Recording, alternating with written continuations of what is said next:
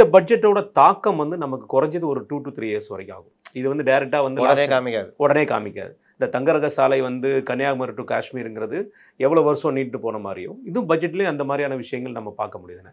எக்ஸ்போர்ட்டை பொறுத்த வரைக்கும் மிகப்பெரிய லெவலில் ஒரு விஷயங்களை பண்ணியிருக்கிறது என்னென்னா அந்த கண்டெய்னரோட மேனுஃபேக்சரிங். அது கிட்டத்தட்ட 10,000 crores வந்து கொடுத்துருக்குறாங்க. அது மெயின் என்ன ஒரு விஷயம்னா இன்றைக்கி ஒரு கண்டெய்னரோட காஸ்ட்டு தான் இன்றைக்கி பெரிய விஷயம்.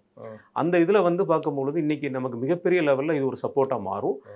எக்ஸ்பென்சஸ் எல்லாமே குறையும். அதாவது அதற்கான தொழிற்சாலை மற்ற விஷயங்களை ரெடி பண்ணுவாங்க. அதுவும் இது பண்ணுற மாதிரி இருக்கணும். அதே மாதிரி வந்து பார்த்தீங்கன்னா டேக்ஸ் ரீதியான விஷயங்கள் டெக்ஸ்டைல் ஃபீல்டில் உள்ளவங்களுக்கு சில இது இறக்குமதி வரி இது லெதருக்குலாம் ஜீரோ ஆகியிருக்காங்க. அது மட்டும் இல்லைன்னா இப்போது இதுக்கு ஏவியேஷன் இருக்காங்களே ஏர் ஃப்ளைட்டுக்கு உண்டான அந்த பொருட்கள் அதுக்கு வாங்குகிற பொருட்கள் அதாவது நீங்கள் அதாவது ஃபைனல் ப்ராடக்ட் அனுப்புகிறீங்கல்ல அந்த ப்ராடக்ட்டுக்கு டேக்ஸ் உண்டு.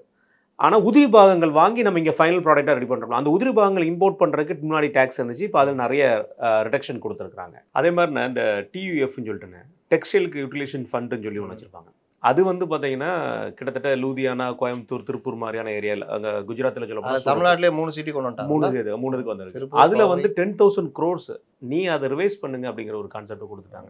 சரி, ஆக்சுவலாக வளங்கள் நம்மள்ட்ட ரெடியாக இருக்குது. அதை யூட்டிலைஸ் பண்ணுறதுக்கு நிறைய இடங்கள்ல பிளாக்காக இருந்த இடங்கள் அதே மாதிரி அரிய வகை கனிமங்கள் இதுன்றாங்களா அது வந்து தனியார்கிட்ட கொடுத்துட்டாங்க. தமிழ்நாட்டிலாம் கனிமவள கொள்ள நடக்க போகுதுன்ற மாதிரிலாம் நீ பேசுகிறாங்க. அது எப்படி? அதுதானே அது வந்து கிட்டத்தட்ட கனிமவளம் மட்டுமே ஒரு 6லேருந்து 7 கனிமம் நமக்கு வந்து கிடைக்குதுண்ணே. அது எல்லாமே ஒவ்வொன்றா சொல்லப்போனால் லித்தியம்லேருந்து நிறைய விஷயங்கள் கிடைக்குது. தூத்துக்குடி, நாகர்கோவில், கன்னியாகுமரி, மதுரை இந்த ஏரியா பெல்ட்டில் தான் அதிகமான கனிமங்கள் இருக்குது. அது தனிப்பட்ட முறையில் போன தடவை கூட யார் எடுத்திருந்தாங்கன்னு பார்த்துருந்தோம். கடந்த ஆட்சியில் நம்ம பார்த்துருந்தோம். ஸோ அந்த ரேர் அந்த இதுக்கு வந்து மினரல்ஸ் வந்து என்ன ஒரு அட்வான்டேஜ் என்னன்னா சைனா டாமினேஷன். இப்போது அவன் நாளைக்கு என்ன பண்ணுறான்னா அமெரிக்காக்கே வந்து நான் கொடுக்க முடியாது, வேறு எந்த நாட்டுக்கும் கொடுக்க முடியாதுன்னா டோட்டலாக நம்ம வந்து ஸ்பாயில் ஆகிறோம். பர்டிகுலராக ஈவி இப்போ நம்ம ஈவியில் கன்வெர்ட் ஆனதுக்கப்புறம் அந்த ஈவியில் வந்து வந்துச்சுன்னா லித்தியம் மெட்டரில் லித்தியம் வந்து ஏதோ ஒரு ஆப்பிரிக்கன் கண்ட்ரி கொலம்பியாவா எத்தியோப்பியாவா தெரியல, அங்கே தான் அதிகமாக இருக்குது. அதுக்கு அடுத்தது இருக்கிறது ராஜஸ்தான். இங்கே நம்ம இதில் இருக்குண்ணே கன்னியாகுமரியில் இருக்குது, நாகர்கோவில் ஏரியாவில். இல்லை வட இந்தியாலையும் இருக்கிற மாதிரி இருக்குன்னு. வருங்காலம் வந்து எரிபொருள்னா அந்த இதுக்குன்னா லித்தியம் தான். ரெண்டாவது மொபைல் ஃபோனுக்கே அது தேவைப்படுது. ஏங்க இவி வெஹிக்கிள்ஸ் எல்லாம் பேட்டரிக்காக தானேங்க.